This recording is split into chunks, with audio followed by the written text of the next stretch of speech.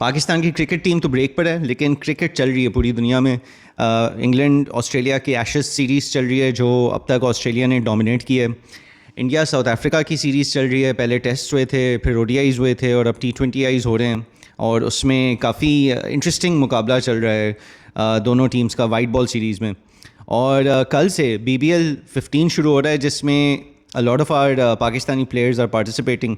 हारिस रऊफ़ तो रेगुलर जाते रहते हैं BBL, शादाब भी पहले खेल चुके हैं, but this is the first time that we'll see Babar Azam, Mohammad Rizwan and Shaheen Afridi in action in BBL। And I think Hasan Ali भी शायद पहली दफ़ा खेल रहे हैं, उनका आई एम नॉट श्योर। लेकिन काफ़ी ज़्यादा पाकिस्तानी स्टार्स की इन्फ्लक्स है इस दफ़ा BBL में। And I am sure along with me a lot of other Pakistani cricket fans काफ़ी इंटरेस्ट के साथ इस दफ़ा BBL को फॉलो कर रहे होंगे, because all of these players are in different franchises as well. तो ऐसा नहीं है कि एक ही फ्रेंचाइज में आ गए हैं। टोटल मेरे ख्याल से 8 टीम्स हैं BBL की।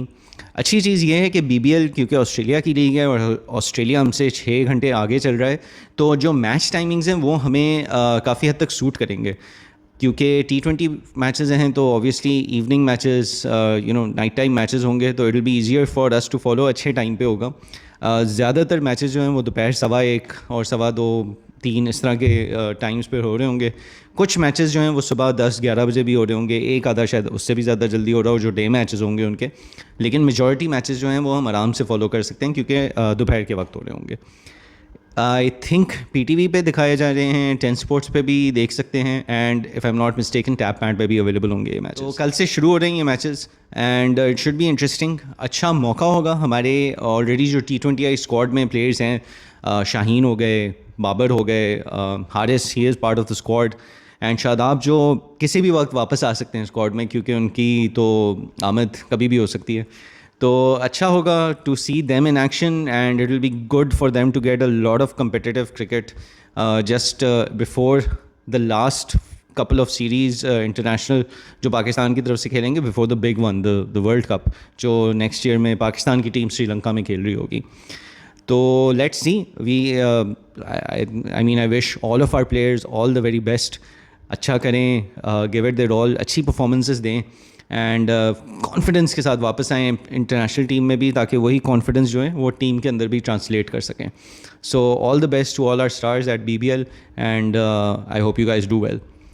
इंग्लैंड और ऑस्ट्रेलिया के एशेज़ की तरफ अगर आएँ तो बहुत ही वन साइडेड और डोमिनेटिंग तरीके से ऑस्ट्रेलिया अब तक खेल रहा है। पहला टेस्ट मैच तो 2 दिन के अंदर ही ख़त्म हो गया था और दूसरा टेस्ट मैच भी जो है वो आई थिंक 4th डे पे ख़त्म हुआ है, but it was very very one sided.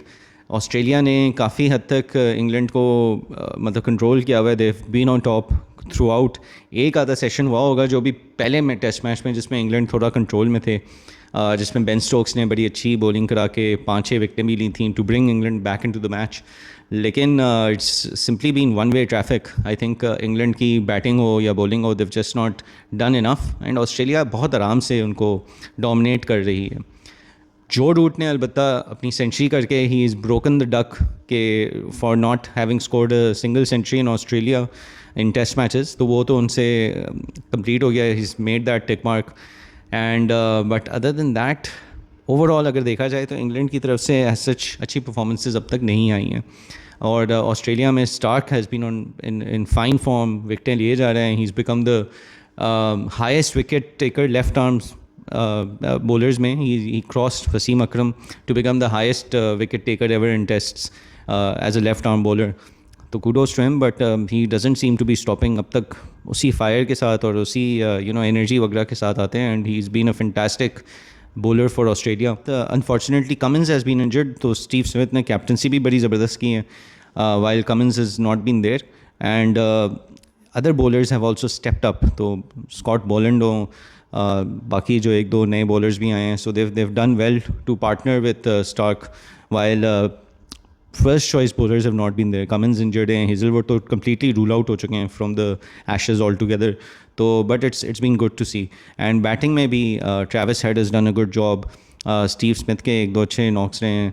तो overall Australia are doing well, they are dominating well, and let's see अब 3 और मैचेस रहते हैं।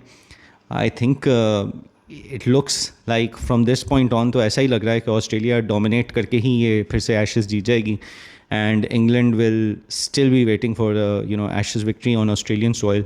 पता नहीं लास्ट कब आई थी उनके लिए. इंडिया और साउथ अफ्रीका पे आते हैं तो टेस्ट तो इंडिया ने बहुत बुरी तरह हारे साउथ अफ्रीका से, as we all know, and it was back to back home whitewash defeats for India in a very very long time. Last year New Zealand से हारे थे, फिर उसके बाद अभी साउथ अफ्रीका से हार गए 2-0. एंड दोनों मैचेस बहुत मतलब पहला मैच तो चलो दोनों टीम्स की बहुत ही डिफ़िकल्ट परफॉर्मेंसेस रहीं बैट के साथ. Bavuma did well to raise the stakes for his team in the third innings, और एक टारगेट सेट करवा दिया था इंडिया के लिए, and then they were able to win that.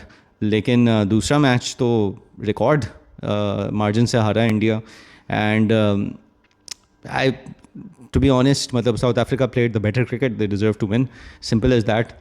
उसमें एक पॉइंट पे मैं आऊँगा, I don't know if some action has been taken और नॉट, लेकिन पहले टेस्ट में Bumrah called Bavuma a word which he should not have called him, और उसके ऊपर कोई एक्शन नहीं लिया गया. I not sure if the match referee penalized him, ICC ने कुछ उसके ऊपर एक्शन लिया है या नहीं. It always seems like specially in the last few years के ICC जो है वो वारंट करती है कि लोग जब उन पे मीम्स बनाते हैं ICC के ऊपर, to call them Indian cricket council या BCCI की जो है ब्रांच बन गई है, तो वारंट होता है ना, क्योंकि देन अगर इस तरह की चीज़ों के ऊपर भी एक्शन नहीं लिया जाएगा and these are clear cut offences, तो देन ऑब्वियसली वारंट होता है इस तरह के मीम्स बनना, बायस के नारे लगना एंड ब्लेम्स आना. So this should not happen and it's unfortunate to see. ठीक है, BCCI is the richest board, but then you're calling the entire sports credibility into question जब इस तरह की चीज़ें होती हैं.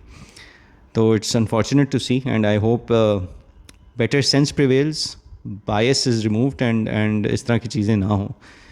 Moving on, I think even Shukri Conrad, obviously he used certain words in his press conference after the test series which were not taken really well. He could have made a better choice of words.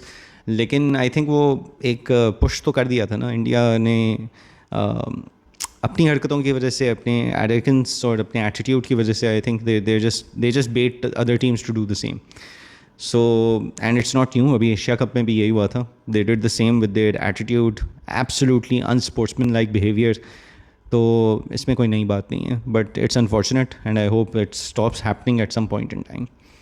Anyway, तो South Africa ने test series तो 2-0 जीत ली थी. उसके बाद ODI series भी वो 2-1 India ने जीता. And Virat Kohli showed why he is Virat Kohli, back to back centuries, and फिर तीसरे मैच में भी हाफ सेंचुरी की थी. Fine form that he is been in, and it seems like he is gotten his third wind. Even Rohit Sharma, अगर आप उनको भी देखें, वो ODIs, because both of these players have retired from other formats, तो सिर्फ ODIs में खेल रहे हैं, but they are playing superbly well. Fine form that they're playing in. Australia में भी अच्छी क्रिकेट खेली है उन्होंने, फिर अब at home against South Africa they both played well, and it looks like they are going all guns blazing till the 2027 ODI world cup. और विराट कोहली मुझे लग रहा है अब मिशन पे आ गए हैं, क्योंकि he is I think just 13 or 14 centuries away from breaking the record for most international centuries, and getting to 100 century or international centuries, a ton of tons, if you will. So let's see if that happens or not, but he's been in excellent form, third win for him, and unstoppable लग रहे हैं. अभी घर पे खेल रहे थे obviously, so but Australia में भी अच्छा खेले. अब आगे जाके देखते हैं how they do. Based on those performances, they were able to win the ODI series 2-1. अब T20I जो सीरीज़ चल रही है, उसमें पहला मैच इंडिया ने बहुत अच्छे तरीके से जीते, मतलब साउथ अफ्रीका प्लेड हॉरेबली, और कोई 100 रन से इंडिया जीता. और फिर दूसरा मैच जो है वो इंडिया ने बहुत गंदे तरीके से खेला, और साउथ अफ्रीका जो है वो they were able to win that. So right now the T20I series is in balance, 1-1 चल रहे हैं, but that's all that's happening in the world of cricket. इसके अलावा न्यूजीलैंड वेस्ट इंडीज़ के भी टेस्ट चल रहे थे. न्यूजीलैंड वो जीती है, and they've gotten some much needed points on the World Test Championship board. West Indies ने finally draw करके उन्होंने भी कुछ points ले लिए थे. So they lost that series 1-0 because एक draw हो गया था और एक न्यूजीलैंड जीत गया. बाकी कुछ लीग्स हो रही हैं, IL T20 वगैरह हो रही है, Under 19 एशिया चैम्पियनशिप शुरू हो गई है, and that's about it. कल से BBL शुरू हो रहा है. So like me, I'm sure a lot of other Pakistani fans are also excited for it. Good luck to our players and have fun. Enjoy watching BBL and watching the other cricket if you're following that.